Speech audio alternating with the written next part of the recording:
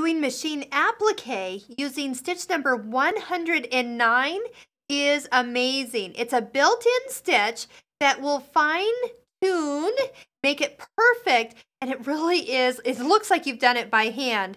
The settings are all preset for you. Now, I am going to use contrasting thread so you can actually see what we're doing, but I would prefer to use something of the clear thread. It really does look like it's stitched by hand. So this stitch is going to stitch a little bit on, oh, I didn't get it all the way selected. Stitch 109, there we go.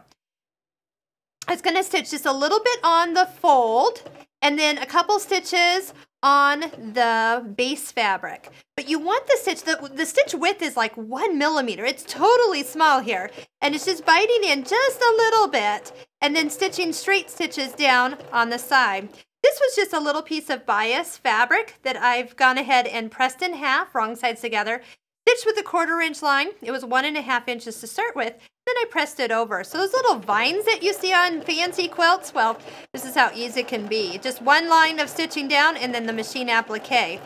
Now, right now it's kind of being guided down the middle of the open toe foot. One of my favorite things to do is move the needle position all the way to the far right. Now I'm going to just lift up the foot to kind of reposition where the stitch is going to stitch now.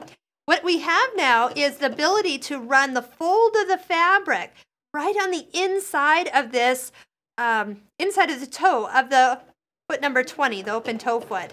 Now it's a little easier and you can almost kind of zone out a little bit because the foot is kind of guiding the fabric and you're just going right along there. And it makes it really easy to follow. So that's what I prefer to do, move the needle position. All right, so let's take a look. Now, again, you can see it here, but if you had clear thread on, you won't see it at all.